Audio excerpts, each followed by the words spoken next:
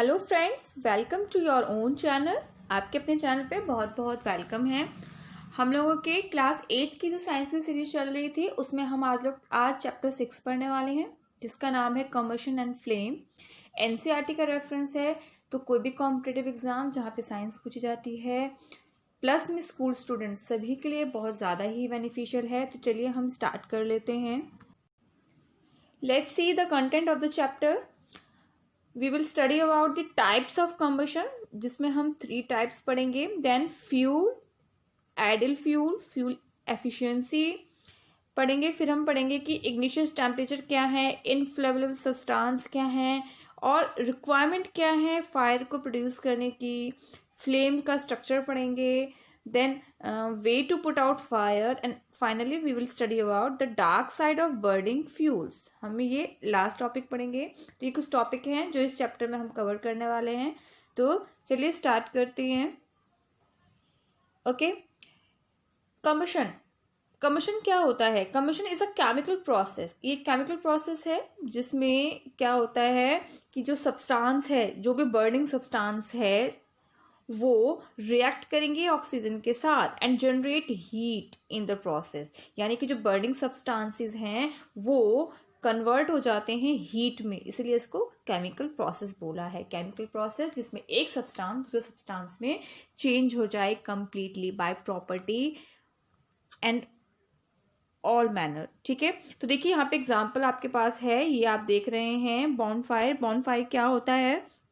आपने देखा है होली के ओकेजन पे वो जो लकड़ी को इकट्ठा करके उसको जो है होली वाले दिन उसकी जो पूजा की जाती है, फिर उसको बर्न किया जाता है, तो यही बॉनफायर है। क्या होता है, जो वुड होता है वो आपका यहाँ पे सब्सटेंस हो गया, वुड जो है सब्सटेंस हो गया और ऑक्सीजन की प्रेजेंस में क्या किया गया, उसको फायर कैच कराया गया और वो वुड जो है इग्नाइट हो गई। इग्नाइट क्या होता है, हम जो है इसको आगे पढ़ेंगे इग्नाइट वर्ड को। ठीक है, और फिर क्या होगा कि हमारी हीट प्रोड्यूस हो जाएगी, फायर प्रोड्यूस हो जाएगी। तो ये एक केमिकल फिनोमेना है जो सब्सटेंस को हीट में कन्वर्ट कर देता है। So let's move on. Types of combustion जो हैं बेसिकली 3 टाइप्स के होते हैं। First is rapid, second is spontaneous, then third is explosion. अब ये क्या है, एक एक करके हम इनके बारे में जानेंगे। ओके, रैपिड कम्बशन क्या होता है? ये कम्बशन है, देखिए कौन सा, the type of combustion reaction that occur with a great speed producing an enormous heat and light in a short time. देखो इसका नाम जैसे सजेस्ट कर रहा है रैपिड, तो ये बहुत ही स्पीड के साथ फायर प्रोड्यूस करता है। लाइट और हीट दोनों प्रोड्यूस होती है, बहुत ही कम टाइम, बहुत तेजी के साथ फायर प्रोड्यूस करता है। और इसका बेस्ट एग्जांपल है हम सभी के घरों में, दैट इज मैचस्टिक्स। मैचस्टिक आपने देखा होगा, माचिस को जो हम मैचस्टिक को जब हम बर्न करते हैं, उसको हम जब स्ट्राइक करते हैं मैच बॉक्स पे, तो कितनी तेजी के साथ जो है वो बर्न होता है और हीट प्रोड्यूस कर देता है कुछ ही समय में। तो इस टाइप के कम्बशन को कहा जाता है रैपिड कम्बशन, जो बहुत ही कम टाइम में बहुत तेजी के साथ लाइट और हीट प्रोड्यूस करे। Second is spontaneous combustion. अब ये कौन सा टाइप का कम्बशन है? तो आप देखेंगे the type of combustion reaction that occur on its own, जो अपने आप से अकर होता है without the submission of heat, is known as spontaneous combustion. ये जो कम्बशन है इसका बेस्ट एग्जाम्पल जो है आपके सामने, आप देखेंगे फॉरेस्ट फायर। आप देखेंगे कि ये जो है अपने आप से ये प्रोड्यूस होता है, ये फायर अपने आप से जनरेट होती है और किसी तरीके का हीट इसमें प्रोड्यूस नहीं होता। ठीक है, तो आप यहाँ पे देखेंगे कि जो फॉरेस्ट फायर है वो स्पॉन्टेनियस है। Combustion of coal, dust etcetera are some other example of this kind of combustion. मतलब बहुत ही कम हीट प्रोड्यूस करेंगे और अचानक से प्रोड्यूस होते हैं और खुद से आकर होते हैं, स्पॉन्टेनियस है। ठीक है, नेक्स्ट इज एक्सप्लोजन। अब इस टाइप का जो आपका एग्जाम्पल है कम्बशन का, उसमें क्या होता है, that occur with the evolution of ट्रेमेंडस amount of heat, light, gas, sound. Explosion वो होता है जिसमें बहुत ज़्यादा ही हीट प्रोड्यूस होती है, लाइट प्रोड्यूस होती है और कुछ गैसेस और साउंड्स भी निकलते हैं। और जिसका बेस्ट एग्जांपल है आपके क्रैकर्स। जब दिवाली के फेस्टिवल्स पे आप देखते हैं जब क्रैकर्स बर्न होते हैं तो कितने ही फास्ट और मतलब एकदम ट्रेमेंडस वे में वो हीट, साउंड और लाइट सब कुछ प्रोड्यूस करते हैं। तो इस टाइप की कम्बशन को कहा जाता है explosion. Okay, move on to the next topic. Okay, next is fuel. हम सभी जानते हैं कि जो कम्बशन होता है वो किसी सब्सटेंस से होता है, और वो सब्सटेंस क्या है आपका? वो सब्सटेंस फ्यूल है।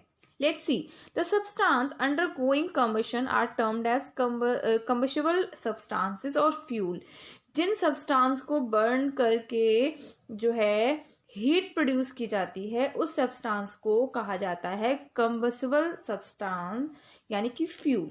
जैसे कि बॉनफायर का मैंने आपको एग्जांपल दिया था। बॉनफायर में जो वुड यूज हुई है, वुड एक क्या है? फ्यूल है, बर्निंग सब्सटेंस है। ठीक है, इस तरीके का कुछ और एग्जांपल जो है फ्यूल के वो आप देखेंगे।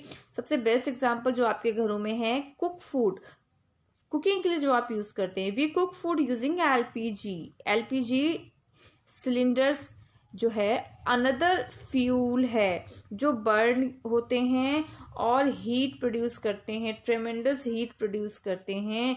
ठीक है, तो फ्यूल वो सब्सटेंस है जिसको बर्न किया जाता है in presence of oxygen. Okay, next अब देखिए जो हमारे फ्यूल हैं वो 3 टाइप्स में अवेलेबल हैं।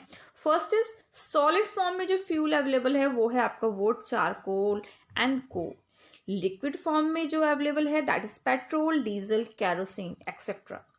गैसेस फॉर्म में भी कुछ फ्यूल अवेलेबल होते हैं, तो वो जैसे कि नेचुरल गैस होती है, नेचुरल गैस जिसको हम सीएनजी कहते हैं, जिसको कंप्रेस करके जो सिलेंडर वगैरह में फिल कर लिया जाता है। लिक्विड पेट्रोलियम गैस जो हम अपने घरों में यूज़ करते हैं कुकिंग के लिए, बायोगैस, हाइड्रोजन गैस, ये भी फ्यूल हैं जो बर्निंग के लिए यूज होते हैं लेकिन इन द फॉर्म ऑफ गैस। तो ये 3 फॉर्म्स ऑफ गैसेस थे। अब देखिए फ्यूल तो बहुत सारे अवेलेबल हैं, बट फ्यूल की अपनी अपनी क्वालिटी होती है जो उसे आइडियल बनाते हैं। तो हम जानते हैं कि आइडियल फ्यूल्स कौन से होते हैं। तो let's see, it should be readily available, यानी कि फ्यूल हमें जो इजिली अवेलेबल हो जाए।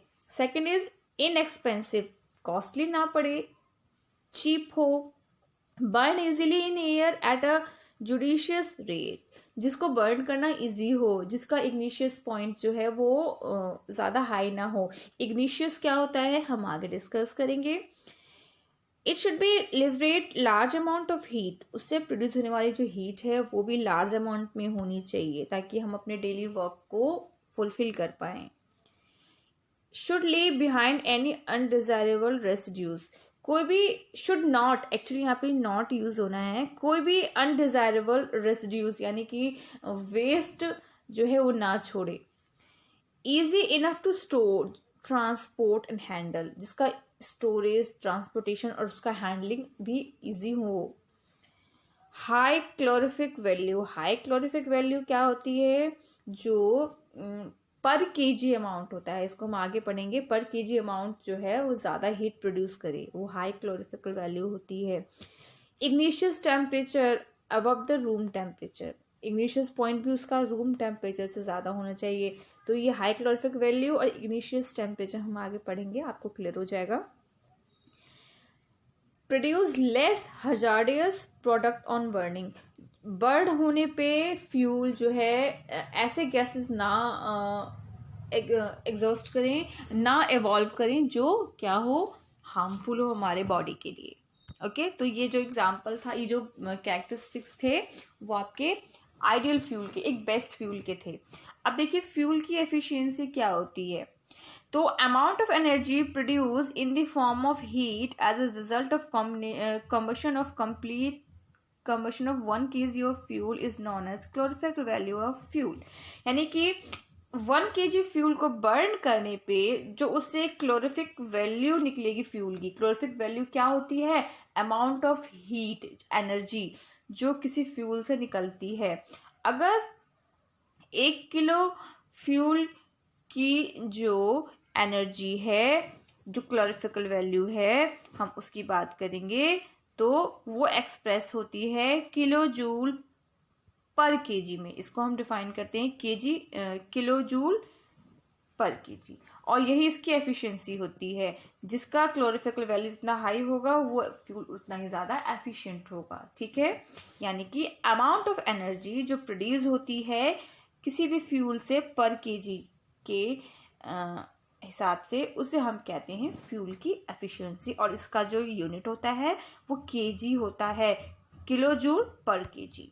ओके, यहाँ पे देखिए कुछ एग्जाम्पल हैं, इससे रिलेटेड क्वेश्चंस भी आपके एग्जाम में पूछ ले जाते हैं कि किसकी क्लोरिफिकल वैल्यू ज़्यादा है। तो आप यहाँ पर देखेंगे जो काव डंग होता है उसका जो 1 kg अमाउंट है वो 6000 से 8000 kg जो है किलो जूल पर केजी में इवॉल्व करता है, प्रोड्यूस करता है। देन वुड का उससे हाई है, फिर कोल का उससे भी ज़्यादा, देन पेट्रोल आता है, फिर kerosene, diesel, methane, CNG, LPG, biogas, और एट लास्ट जो है आपका हाइड्रोजन आता है। इसकी जो क्लोरिफिकल वैल्यू है बहुत ज़्यादा है, बहुत ज़्यादा अमाउंट में एनर्जी प्रोड्यूस करता है इसका 1 kg अमाउंट। तो आपसे पूछ लेंगे 4 ऑप्शन देके कि इनमें से किसकी क्लोरिफिकल वैल्यू ज़्यादा है या किसकी कम है, तो आप ये पॉइंट्स जो हैं याद रख सकते हैं। ठीक है, इनको इसी मैनर में आप याद कर सकते हैं। थैंक्स फॉर वॉचिंग फ्रेंड्स, आज के लिए इतना ही। अगर आपको मेरी वीडियो पसंद आई हो तो वीडियो को लाइक शेयर करना मत भूलिएगा, and please subscribe my channel for other latest videos on other topics related to competitive exam.